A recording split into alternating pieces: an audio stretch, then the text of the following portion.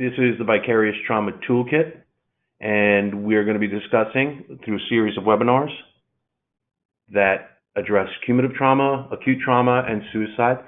And with me is Lisa, and we'll introduce ourselves in just a second. My name is Chris Scallon. I am a just recently retired sergeant that founded the Critical Incident Stress Management Peer Support Unit for the Norfolk Police Department in Norfolk, Virginia, and currently work with the IACP as a fellow for the Vicarious Trauma Toolkit project.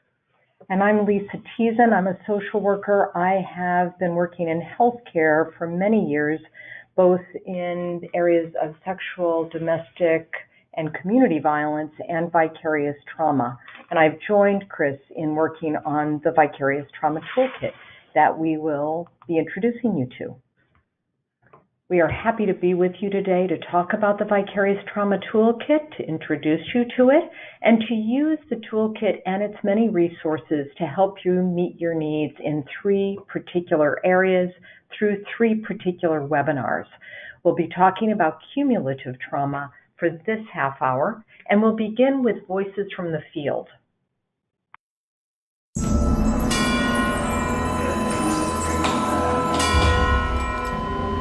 Our public safety first responders are certainly seeing more than they've ever seen in the past, and it's affecting us.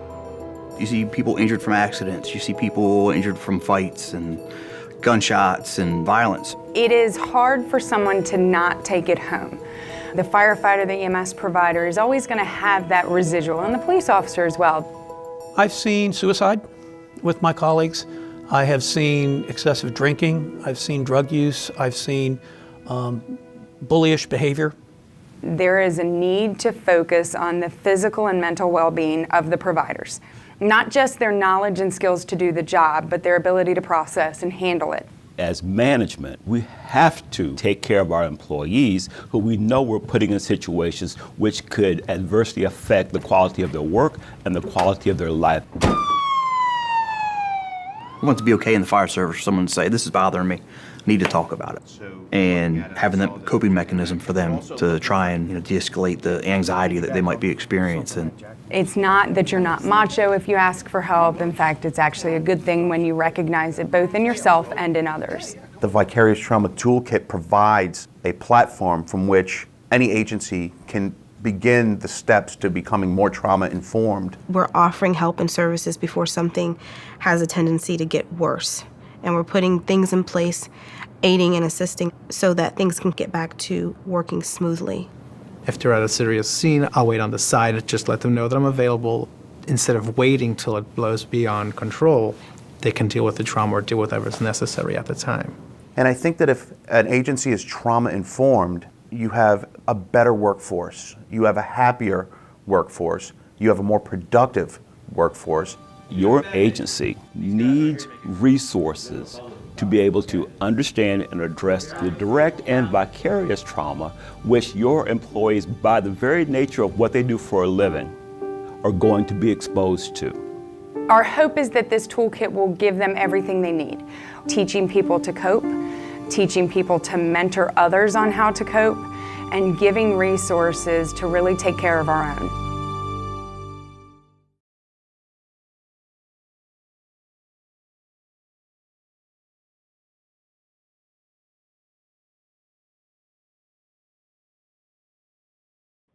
As we heard from the responders in the video, and we hear from Dr. Rachel Remen, working with trauma survivors, attending to traumatic events, affects us.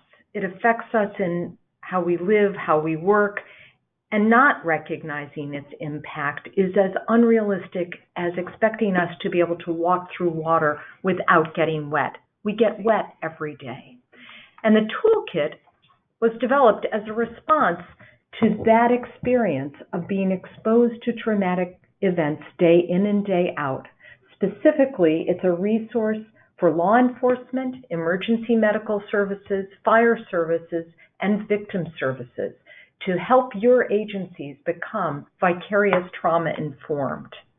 In 2013, the Office for Victims of Crime granted Northeastern University the granted them the award to create this free online compendium of resources for people in these fields. And it was built for the field and by the field. Chris and I represent two of the key agencies involved, the International Association of Chiefs of Police and Beth Israel Deaconess Medical Center. We joined these other key national and local organizations to create this toolkit as a resource for you. The resource the toolkit was started in 2013 when we were awarded this grant. We collected resources and vetted them by doing a survey of providers in all 4 professions across the country, as well as gathering resources on our own and vetting them. We reviewed over hundreds of resources, and we came down to 500 of state-of-the-field, evidence-informed resources. Our goal was to help organizations become vicarious trauma informed by recognizing upfront the potential negative consequences of your work and proactively addressing those impacts. As we reviewed the literature, as we reviewed resources and looked at experience across the country, we learned that these 5 pillars really represent what it takes to be a healthy, both trauma and vicarious trauma-informed organization. And as we discuss cumulative trauma, we will begin with trauma and then talk about the resources in each of these 5 areas. So what exactly is trauma? We've come to understand, and this again has been taken from the DSM-5, the Diagnostic and Statistical Manual of Mental Disorders, as it relates to cumulative traumas. And it's the direct experiencing or witnessing of an actual or threatened death, serious injury, sexual violence. But it's also important to note that while there's direct exposure to trauma, there's also indirect exposure that can lead to, for example, listed here, post-traumatic stress disorder diagnoses. So it's not so much that we need to be in danger, but we can also be standing or be communicating or interacting with somebody who's been directly exposed, and then vicariously we start succumbing to the trauma through what somebody else has been exposed to. So again, direct exposure or threatened exposure or indirect exposure. It's also important to understand what happens to us physiologically. When we have a physiological response, or what we call the stress response, it's our body telling us, okay, we're getting ready to do something, or we're in the middle of something. But it's important to understand that these responses, or these physiological responses, don't necessarily subside right away. And you can start seeing these types of responses years and years later. But it's important as we work in the field of first responders that we identify what somebody's going through. So understanding that somebody may be having a stress response, that we can address it by outlining what the physical attributes are. So in first responders, there's a 98% have at least experienced one type of critical incident, and made comment to this earlier. I'm not quite sure where the other 2 were during their career, but I would venture to say that more towards 100% of officers that have worked for more than a couple of days have been exposed to at least one critical incident. But there's also exposure to multiple traumatic events, both the indirect and direct, that has a cumulative impact and on how severe our responses can be. So it's really important to see this as a spectrum, or on a spectrum, where the severity and the exposure vary, and we don't have one tool to address one incident or one for the whole spectrum. So it's important to use the right tool with the right response. What's interesting to see, excuse me, here in the description of critical incidents, and when polled urban police officers, the more common exposures are listed on the left, seeing somebody dead, a badly beaten adult, all the way down to seeing someone dying. Those are the common exposures. But when we asked the officers, or when the officers were asked to rank by severity, you start seeing that mistakes that injures or kills, or colleague intentionally killed, a colleague killed accidentally, or being taken hostage, you start seeing that we're in a controlling, or we're in a field of work that puts us in a place of authority. And when we don't have control over these incidents, again, the mistakes or the intentional killing of a colleague, it really wears on us, and we find more stress in these incidents than what our common exposures are. As Chris had mentioned earlier, we're talking in this webinar about cumulative trauma, about the impact over time of trauma on each of us, and whether they're the larger scale events or they're what we would call a smaller event, but the daily in and out traumatic events we hear about, we may see ourselves, are having impacts on us. Chris and I were talking about how the number for him or the type of him for him may be different than for me, but both of us, through our decades in responding to traumatic events and the experience of survivors, we've had impact. It just may look a little different for each of us, just as it may look a little different for each of you. We hear from a law enforcement officer how the impact of the work moved that person from being a well-meaning rookie to a cynical cop to a fully jaded human being. Chris, do you want to say a little more about that?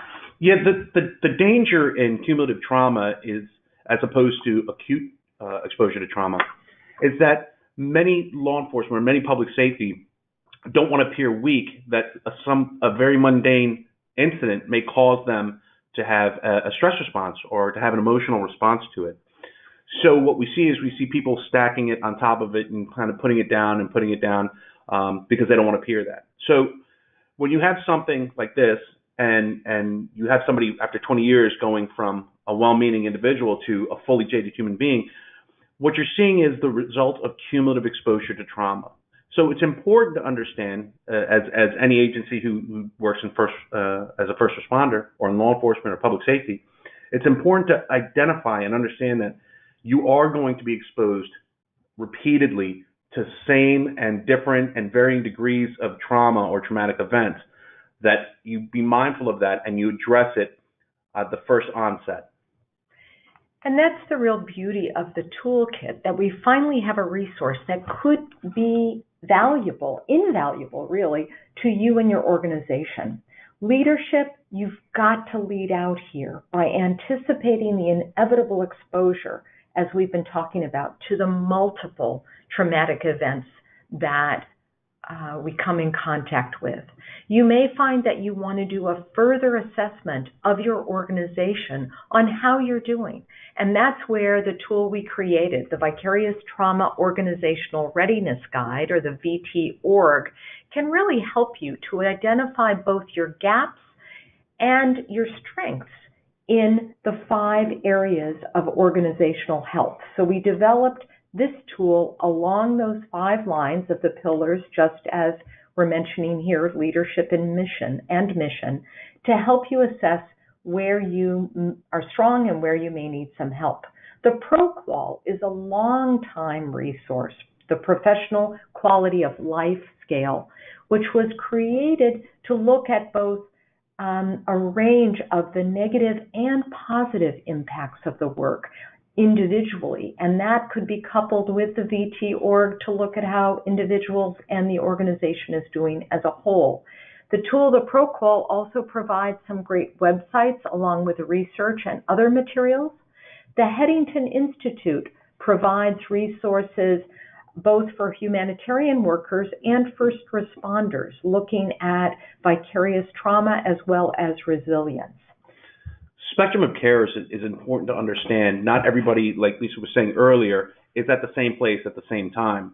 So if you're a leader and you're trying to design or trying to formulate a mission, you need to address that there's trauma, cumulative trauma initially, where people start seeing the signs.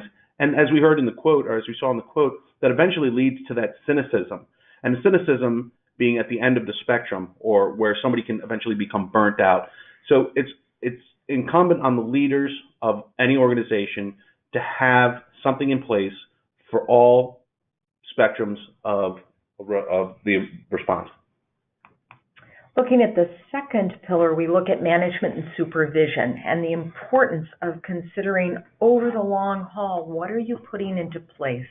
Whether it's advice, assistance, support, just as these street signs tell us that there needs to be some real intentionality and availability by supervisors to their staff.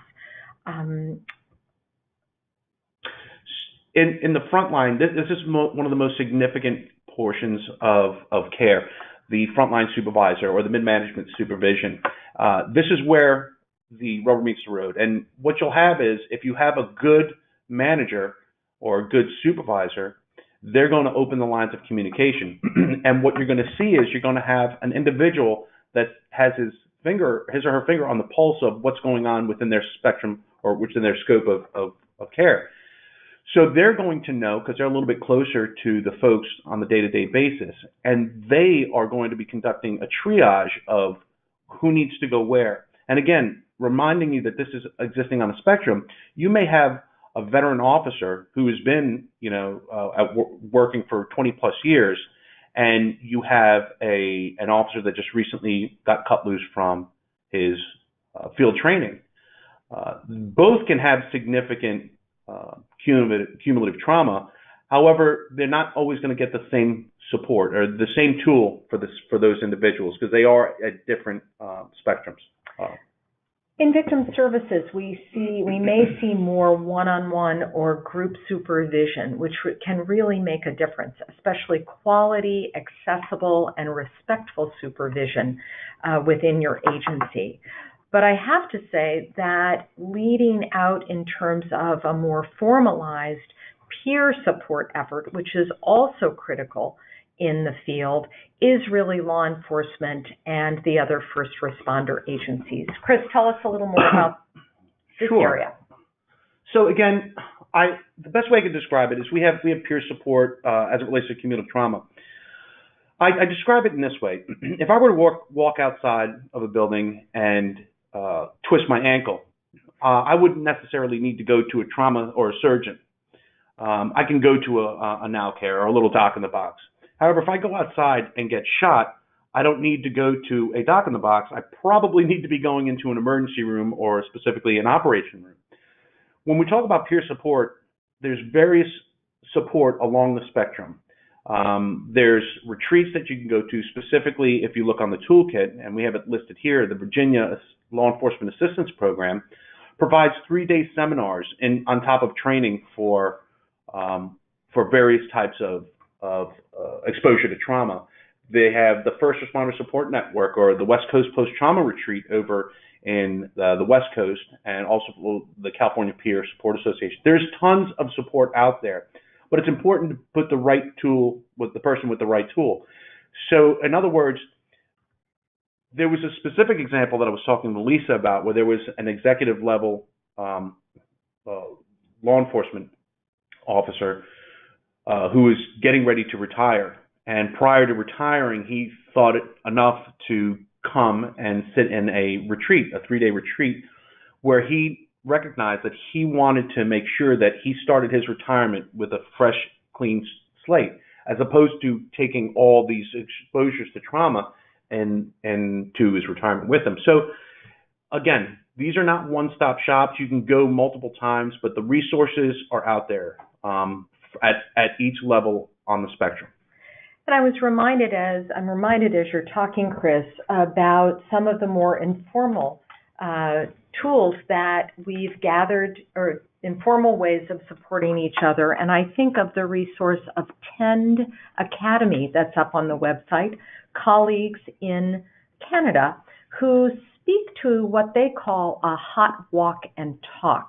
And how if you see a colleague who's been through a rough incident or interview, grabbing a couple of waters, inviting that colleague for a walk, and getting outside so that you literally talk as you're moving fairly quickly.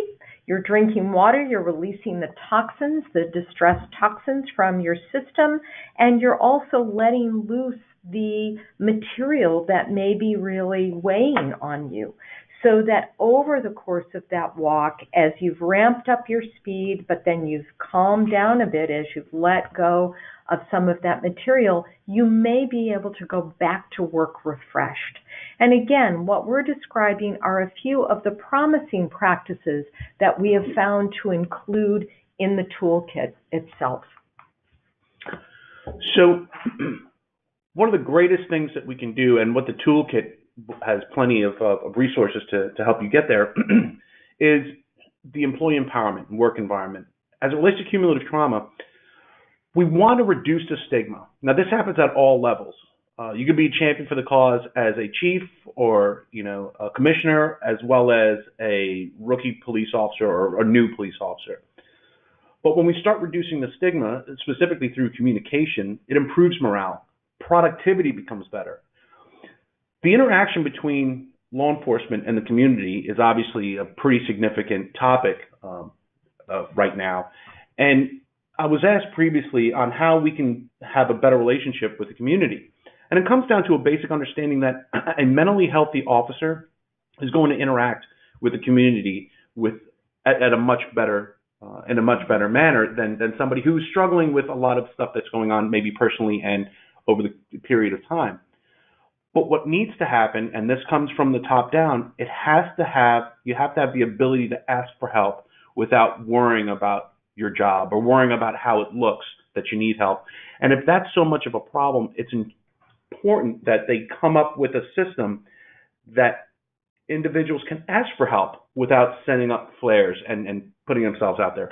It gets back to relationships. That's what social workers would always say. Everything's about relationships. And whether we're looking at management and supervision, even at leadership, and here at employee empowerment and the work environment, we're not going to communicate with people until we know them. And the better we know each other, we make ourselves available to each other and really honestly appreciate how exposure to the more acute events or events over time, traumatic events over time, impacts us, the more we're able to address them. And together, look at the toolkit for help.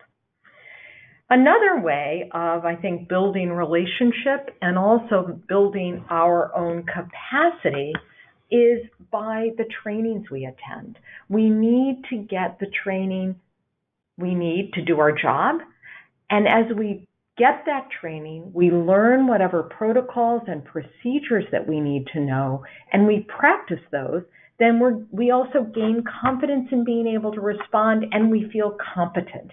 And that confidence and sense of competence really fuels morale and just fuels our overall ability to do our work. No, I agree. And again, this cyclical type of understanding what needs to be done, identifying where the gaps are, and specifically with the toolkit. The toolkit also provides, well, what kind of training is available? And the training, again, can be cross disciplines. So what works for the fire department may work for the police department and vice versa. And I don't think we've mentioned yet that there are introduction to vicarious trauma PowerPoints in the toolkit for you to use. Each of the 4 disciplines has very similar presentations with notes available, but they're overlapping. So I've suggested to advocates who are working in law enforcement agencies that they, in fact, review both sets of slides so that they can give the fullest and most relevant presentation possible. But no, you can use those and take them and use them for your own purposes. Finally, we look at staff health and wellness and the critical aspect of, in an ongoing way, considering the overall health and well-being of staff. And again, that needs to come from the top. Look at this quote from one of the commanders who responded to our survey. They have an ongoing wellness strategy and annual wellness seminars, representing really an intentionality about building staff health and wellness. We're seeing more and more not only fitness rooms, but also wellness rooms where people might meditate or just have some peace and quiet for a little while. We have some promotion of joining in health clubs or the Y. And we are seeing all kinds of research on mindfulness-based practices and yoga in law enforcement particularly. And it's important for staff health and wellness to understand that, again, people aren't at the same place at the same time. And in understanding that, we're reducing the stigma that somebody can reach out for help or get help or utilize some of these tools before they have something that goes wrong. They can do this as a preventative measure. So staff health and wellness with cumulative trauma is important, because if we're not taking care of ourselves or ensuring that others aren't taking care of themselves, it's going to affect us adversely, and eventually it's going to affect our outlook on how we view our job.